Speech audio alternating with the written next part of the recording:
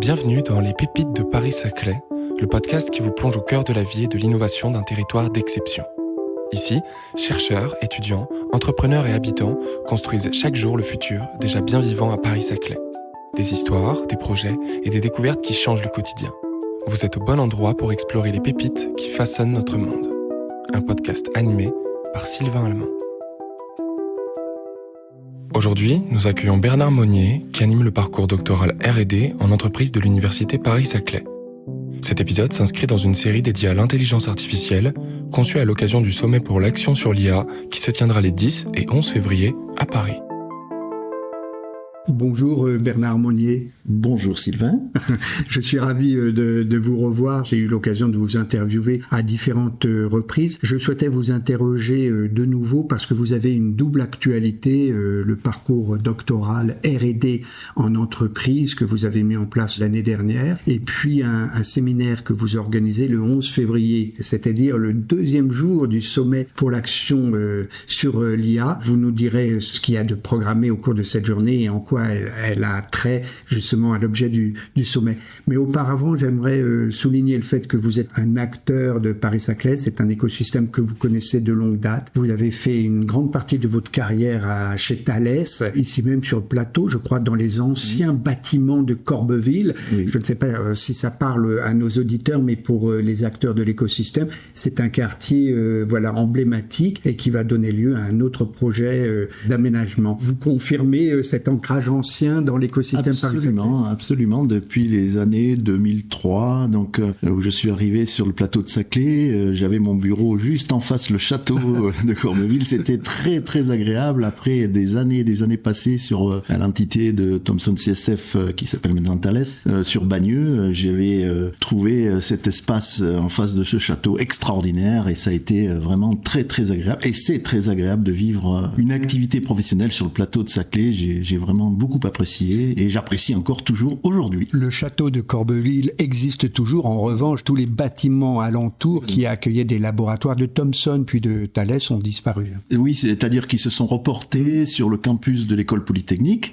Donc j'ai vécu effectivement ce passage d'un site à l'autre qui s'est très bien passé et aujourd'hui l'entité Thales est vraiment inclus au centre de cet écosystème qui a été créé et qui est très agréable avec aussi bien des écoles, les grandes écoles, l'université, les acteurs industriels, les PME, les startups. Donc c'est vraiment un vivier très important pour créer l'innovation demain. Alors on parle beaucoup de l'intelligence artificielle et c'est des enjeux que vous aviez appréhendé, que vous avez vous-même appréhendé de longue date. L'IA, c'est une histoire ancienne à laquelle vous vous êtes intéressé très tôt. Vous pouvez nous expliquer comment l'ingénieur que vous êtes en est venu à s'intéresser, à observer l'évolution de ce domaine-là? Absolument. Alors c'est effectivement, ça date il y a très très longtemps, presque 40 ans, puisque c'était à la sortie de mon école d'ingénieur en 84 que effectivement j'avais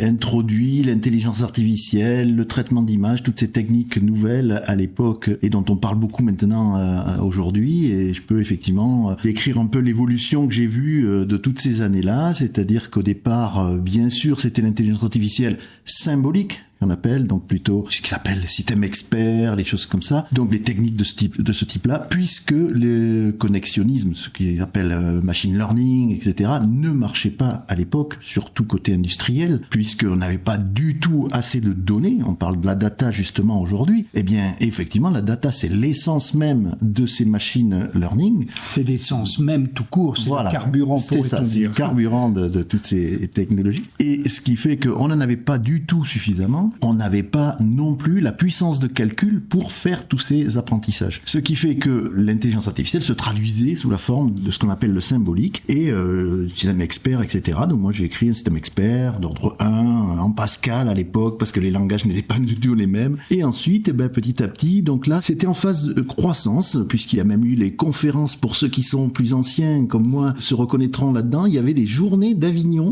dans les années 87, 90, les journées dédiées à l'IA, des conférences vraiment très importantes à Avignon, qui se tenaient à Avignon. Et ensuite, Ça a été l'hiver de l'IA. On a arrêté d'en parler parce que effectivement, on avait atteint un peu un sommet de l'utilisation de tous ces moteurs d'inférence, etc. Et par contre, on faisait beaucoup de traitements de signal pour faire de la reconnaissance de la parole. Ça marchait mal parce que c'était complexe. On faisait du traitement d'image, mais le traitement d'image, c'est très complexe de l'utiliser sans faire de l'apprentissage. Ce qui fait que ces traitements-là stagnaient un petit peu. L'IA, on n'arrivait pas à faire fonctionner des moteurs de machine learning, ce qui fait que il y a eu l'hiver de l'IA. Et un jour, dans les années 2015, s'est produit un phénomène qui a été que on arrivait, disons, à détecter des choses au niveau traitement. Mais il y avait trop, à l'époque, de fausses alarmes. Ce qu'on appelle fausses alarmes, c'est des détections qui sont pas justes, qui sont pas bonnes. C'est-à-dire, quand il y avait une détection d'un événement et qu'il fallait le détecter, on arrivait à le détecter. Donc, on avait des performances importantes de détection. Mais ce qui est aussi important que la détection, c'est le traitement de la fausse alarme. Des détections qui ne sont pas les bonnes. Et quand il y en a trop, ça sert plus à rien, on ne peut plus faire confiance au dispositif. Et là, en 2015, on a atteint des performances qui sont passées de 30, 50%, 30% de fausses alarmes à 5%. Et là, le gap qui a été franchi a été suffisamment fort pour qu'on se dise « Ah, maintenant, il est temps de regarder ce qu'on peut faire parce que 5%, ça devenait raisonnable. » Il faut atteindre des taux beaucoup plus importants. 1%, 10-1, 10-3, 10-5%. Mais en tout cas, on est arrivé à un score qui était tolérable pour faire des applications opérationnelles. Et là, c'est là qu'a commencé vraiment on a commencé à utiliser l'intelligence artificielle. Et à côté de ça, il y a 2 événements qui s'étaient produits. On avait généré des datas. D'ailleurs, on parlait de big data.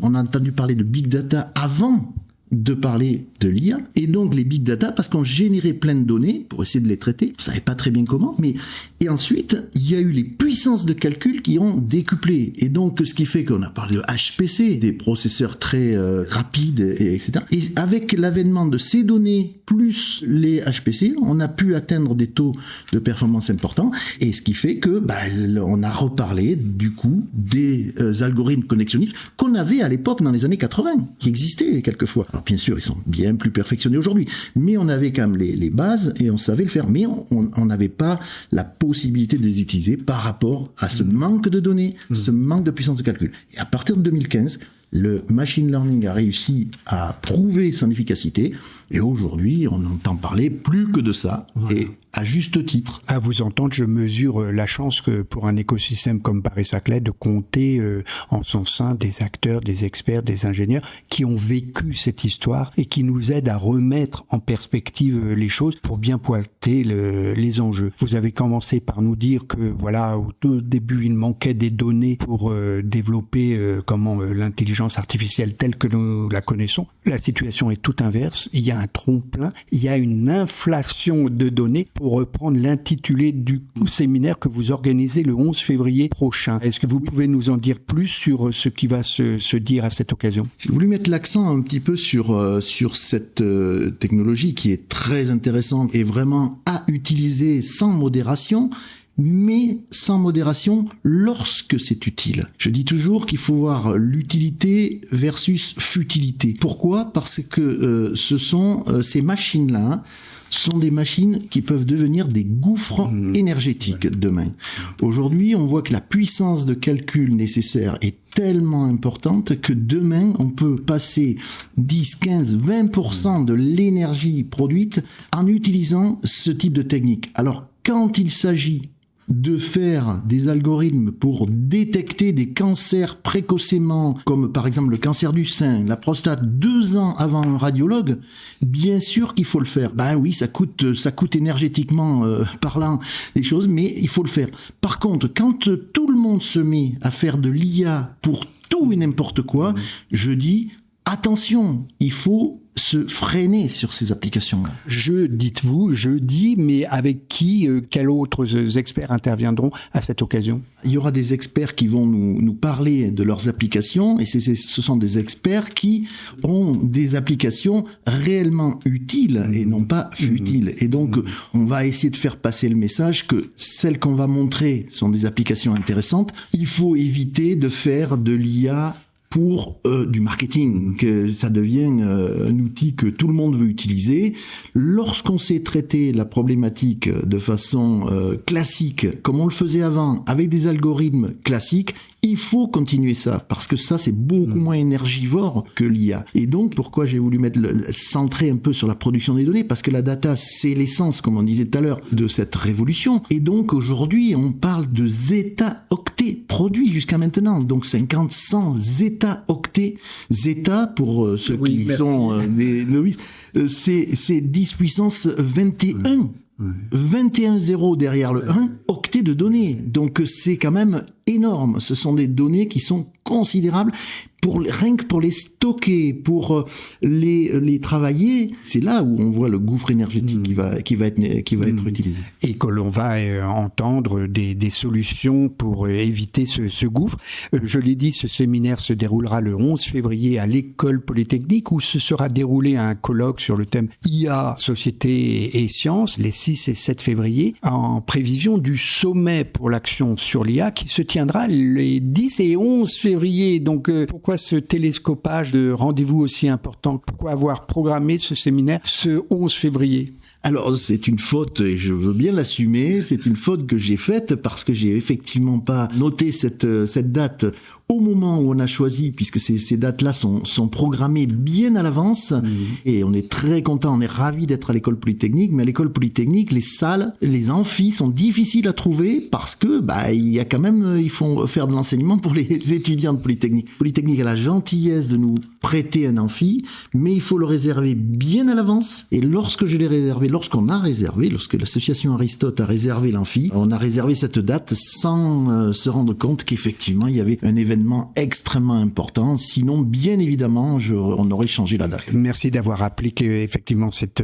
organisé dans le cadre des conférences de l'association Aristote. Mais entre parenthèses, avant d'en venir à votre deuxième actualité, comment on pourrait peut-être espérer qu'à l'avenir l'IA permet de programmer à l'avance des événements pour éviter qu'ils se tiennent en parallèle. Voilà, je vous entends rire. Exactement, et je crois que ça serait finalement une application intéressante. Voilà, donc futile. Voilà. Venons-en à l'autre actualité, comment ce parcours doctoral R&D en entreprise que vous avez mis en place avec l'université Paris-Saclay il y a l'an passé, avec l'idée je vous laisse déjà nous rappeler le principe de ce parcours doctoral. Bien, merci de me donner cette opportunité, car je crois que c'est quelque chose d'important, c'est-à-dire que le problème des entreprises est très souvent exprimé de la façon suivante, c'est dire que au niveau de la technique, ils savent à peu près s'organiser, mais leur gros problème, c'est de trouver des talents. Et à ces entreprises, à côté de ça, on a au niveau de l'université Paris-Saclay pratiquement 5000 doctorants. Et chaque année, il y en a en gros 1000 qui sont gradués. Quand on sait qu'il y a à peu près 1000 personnes qui deviennent PhD par l'université grâce à l'université Paris-Saclay, dans tout domaine confondu, eh bien on se dit, mais les talents, ils sont là. Ils sont près de vous. Ce qui fait que ce que j'ai voulu faire, j'ai voulu créer un parcours doctoral qui est de 12 journées pour les doctorants, pour donner l'occasion et l'opportunité aux doctorants de rencontrer les entreprises avant d'être gradués. C'est-à-dire que leur dire, venez découvrir l'entreprise, vous êtes dans des labos académiques, vous faites votre thèse dans des labos académiques, venez découvrir ce que c'est que l'entreprise avant d'être gradué. Moi qui ai fait une carrière de chercheur, mais dans l'industrie, je sais comment cela se passe, et souvent les PhD viennent voir les entreprises parce qu'effectivement ils n'ont peut-être pas trouvé le poste académique qui convenait, et du coup ils sont un peu perdus. Ils ne connaissent pas les règles, comment ça fonctionne, etc. Et donc, c'est à la fois pour les doctorants un peu stressant parce qu'ils ont beaucoup de choses à découvrir, et pour les entreprises, elles ne voient pas forcément la vraie valeur d'un doctorant puisqu'elles les voient arriver sans connaissance de l'entreprise. Et c'est très dommageable pour les uns et pour les autres. Ce qui fait que pour répondre aux entreprises qu'elles cherchent des talents, je dis, il y a les doctorants, et pour les doctorants, je leur dis, venez découvrir l'entreprise avant, vous serez opérationnel beaucoup plus rapidement, et vous pourrez mieux promouvoir le diplôme, votre diplôme PhD, par rapport à un ingénieur. Parce que c'est ça souvent le problème. La reconnaissance des PhD dans les entreprises n'est pas suffisante aujourd'hui. Aujourd'hui, les entreprises, quand elles cherchent leur talent et qu'un directeur de R&D demande à son DRH « cherche-moi un PhD », le DRH va très souvent traduire la demande « ok, tu me demandes de chercher un ingénieur ». Et la différence, elle est importante, mais le DRH ne le fait pas forcément. Et ce qu'il faut, c'est que le PhD sache vraiment montrer la différence entre quelqu'un qui a fait une recherche 3 ans de plus, qui a passé 3 ans de plus pour se former à la recherche, qu'un ingénieur. Et un ingénieur est très compétent et très opérationnel, mais c'est pas tout à fait le même poste, c'est tout.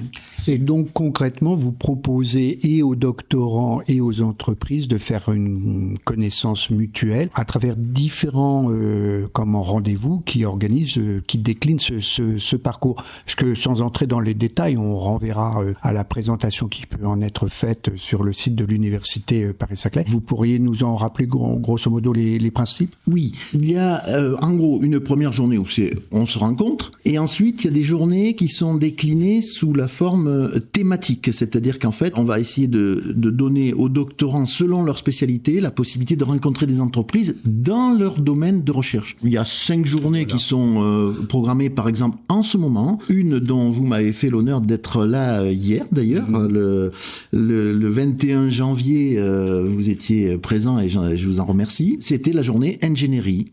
Ensuite, il y aura la journée le 27 janvier sur Agri-Agro. Il y aura la journée 29 numérique et mathématiques. Il y aura le 5 février la journée biotech santé et le 6 février chimie. Ensuite, finalement, l'étape 3 du parcours doctoral sera réellement une mise en relation beaucoup plus profonde entre les doctorants et les entreprises, puisqu'on propose aux entreprises de recevoir plusieurs doctorants pendant 5 jours.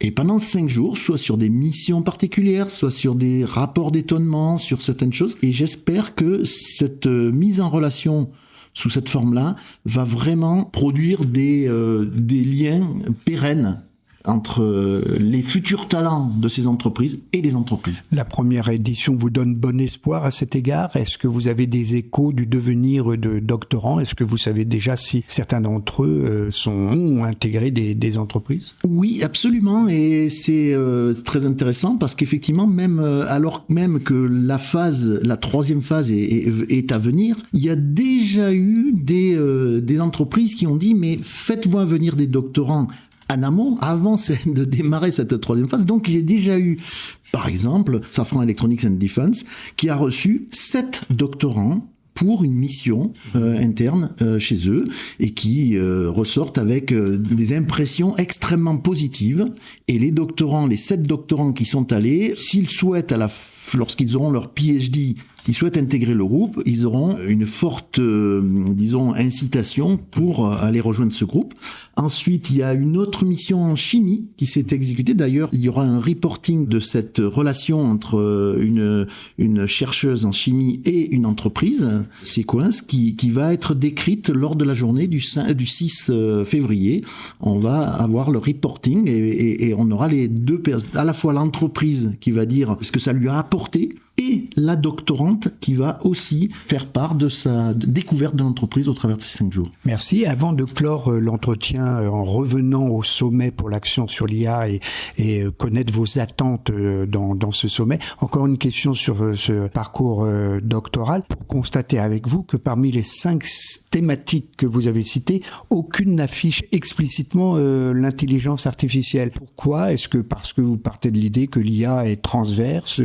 Exactement, c'est transverse et ce sera surtout l'objet de la journée numérique et mathématique dans laquelle il y aura de l'IA, mais il n'y aura pas que l'IA, parce qu'effectivement on parle beaucoup d'IA, mais il y a beaucoup d'autres technologies techniques qui sont à promouvoir dans le domaine du numérique, notamment, pour ne pas le nommer, le quantique par exemple. Donc il y a le quantique, il y a l'IA, il y a le cloud, il y a etc. L'hybridation des IA. Enfin, il y a beaucoup de choses, et ce qui fait que je l'intègre dans la journée numérique du 29 janvier. Mais vous voyez que hier, il y a des personnes qui sont venues pour l'ingénierie et qui ont décrit des activités d'IA. Donc c'est pour ça qu'effectivement c'est bien transverse, et je pense que dans chacune des journées, on aura une personne au moins intervenante de la journée qui nous parlera IA. Le sommet aura pour l'ambition, si on a bien compris la vocation, de faire débattre des chefs d'État et des experts autour des enjeux de l'IA au plan international. Ce sera l'occasion de réfléchir à la manière de concevoir un IA qui soit viable et engager en ce sens un dialogue entre l'Europe et les États-Unis. Est-ce que vous avez des attentes particulières dans ce sommet, où vous considérez que c'est à l'échelle des territoires d'un écosystème comme Paris-Saclay que peuvent se trouver les solutions? Je pense que tout le monde peut apporter sa pierre à l'édifice, donc je pense que c'est vraiment un sujet qui doit se traiter à tous les niveaux. Donc effectivement au niveau du territoire, mais au niveau national et international, il y a des enjeux extrêmement importants, et j'en attends à la limite deux choses. J'en attends sur deux plans particuliers. Le premier, c'est un peu lié à ce que je disais tout à l'heure. Je pense que l'IA aujourd'hui, on en fait beaucoup trop un outil magique qui doit répondre à tout et tout le temps. Et ça, moi j'ai trop vu de chercheurs, de start-up qui décrivent leurs solutions tout le temps à base d'IA. Quel que soit le problème à résoudre, elles vous parlent d'une solution à base d'IA. Et ça m'énerve au plus haut point, désolé du mot, c'est vraiment ça, je suis vraiment embêté avec ça, parce que je pense que, je vous dis, je suis très sensible au côté environnemental de la chose, et cette sensibilité-là m'empêche de me réjouir de voir que l'IA, du coup, on passe souvent d'un extrême à l'autre, et là on est passé d'un extrême où il n'y avait pas d'IA à un extrême où il y a trop d'IA. Donc moi je m'attendrai à ce qu'on sensibilise les gens en leur disant, écoutez, utilisez l'IA à bon escient, lorsque c'est vraiment utile. J'ai trop vu de projets qui étaient des projets qui pouvaient se résoudre sous la forme d'une algorithmie classique, qui n'était pas si complexe que ça. Bien sûr que l'IA peut tout faire, l'IA peut tout régler, mais quand on peut le faire de façon simple quand même, par des algorithmes de traitement de signal, comme on le faisait à l'époque, etc., il faut le faire comme ça, parce que c'est quand même beaucoup moins un gouffre énergétique que l'IA. Deuxième point, donc ça c'est le premier point par rapport au point environnemental et l'usage trop fréquent de l'IA. Deuxième point, c'est comment va-t-on construire un système d'IA pour avoir confiance et surtout l'éthique, etc. Et donc avec le débat entre les États-Unis qui font tout et qui se restreignent pas, et qui disent on fait tout, et puis il n'y a pas de règles, il n'y a pas de réglementation ni quoi que ce soit, et puis l'Europe qui dit non, on va réglementer, etc. C'est toujours la bataille entre les deux, et ça c'est toujours un petit peu ce que je disais aussi pour il n'y a pas d'IA, il y a trop d'IA. Et là il n'y a pas de réglementation, il y a peut-être trop de réglementation. Donc je crois que là aussi il y a un juste milieu à trouver, et j'aimerais qu'on travaille sur ce juste milieu, qu'on prenne conscience que nous, l'Europe, on ne pourra effectivement pas concurrencer du jour au lendemain les GAFAM, les systèmes d'IA produits par les États-Unis, mais il faut se différencier. Donc la réglementation est une différenciation importante, très intéressante et importante pour l'humain. Donc faisons-la, mais attention de pas franchir trop d'étapes et qu'on n'aille pas trop loin, comme on le fait souvent. On prend souvent d'une extrême à l'autre. Attention de pas atteindre l'extrémité inverse. Voilà. Et je suis curieux de savoir qu'est-ce qui va sortir de ces réflexions-là. Voilà. Eh bien, je laisse les auditeurs méditer sur ces paroles que je trouve personnellement empreintes de beaucoup de bon sens. Merci Bernard Monnier. Merci beaucoup pour cet échange. Et à bientôt. Vous venez d'écouter Les Pépites de Paris-Saclay, un podcast produit par l'établissement public d'aménagement Paris-Saclay. Merci de nous avoir accompagnés dans ce voyage au cœur de l'innovation, de la recherche et des talents qui transforment le quotidien. Rendez-vous au prochain épisode pour découvrir une nouvelle pépite de Paris-Saclay.